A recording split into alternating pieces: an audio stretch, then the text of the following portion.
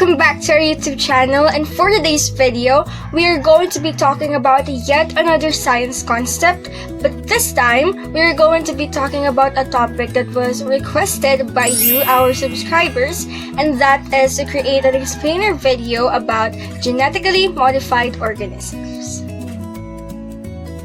Now, before we dig deep with our discussion, let's define first what genetically organisms or GMOs are. GMOs are organisms whose genetic material, the DNA, has been altered or artificially modified by humans in order to bring out certain desirable traits that either benefit humans or repress the bad ones. So let's say, for example, we have two crops. We have the A crop and we have the B crop.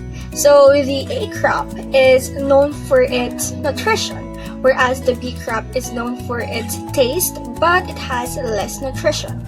So what you'll do is you'll take the gene that causes the B crop to taste well and take the gene that causes the A crop to taste bad.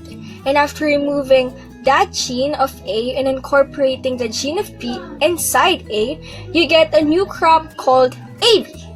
And that crop AB has the taste of B crop but has the nutrition of A crop. So that is just a kind of like short explanation of the process of how genetically modified organism works. So genetically modified organisms both have its advantages and disadvantages in our environment. And we will be listing some of the advantages and disadvantages of genetically modified organisms or GMOs. One of its benefits is that we affect our environment less because we produce more food in less land. Farmer can also increase crop yield by using less input like pesticide application. Another benefit of it is that GMO help improve our air quality since farmers use less fuel and release fewer traps CO2 in the soil, reducing carbon emissions by 58.8 billion pounds according to his statistic.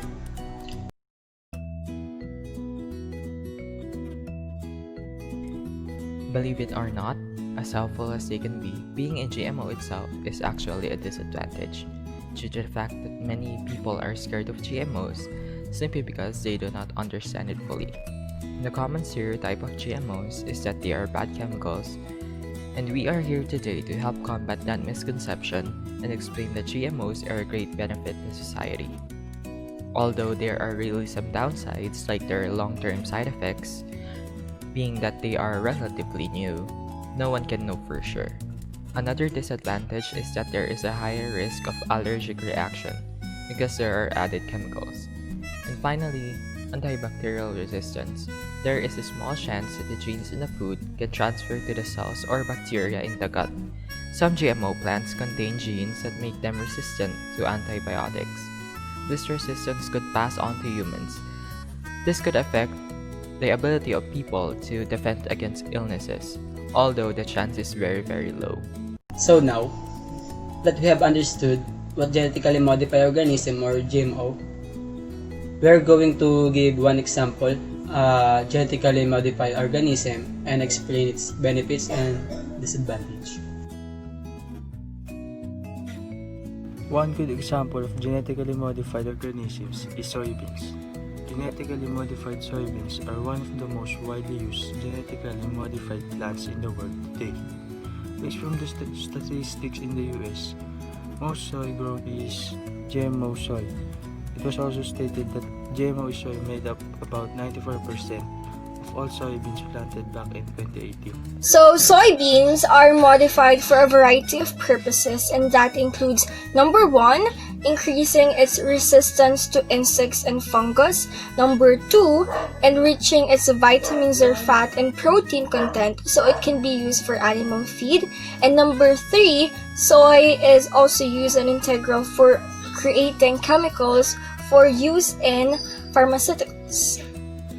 GMO soy is important as it is used for food for animals, predominantly poultry and livestock, and making soybean oil. So some of its benefits and advantages are, number one, of course, there will be more supply of protein for us. Since soybeans are rich in protein, and by having genetically modified soybeans, there will be an abundance in supply. Take for an example, transgenic soybeans, which grow easily and large amount over a long period of time, thus making them more accessible to us consumers. And lastly, like what was stated a while ago, soybeans are used in manufacturing of other products such as oils, food supplements, protein bases, and sauces, and other meat. And they're also used in livestock feed that is important to keep animals in the farm healthy. With more soybean products available and with higher yield of soybeans, more people will be able to take advantage of the existence of GMO soybeans or GM soybeans.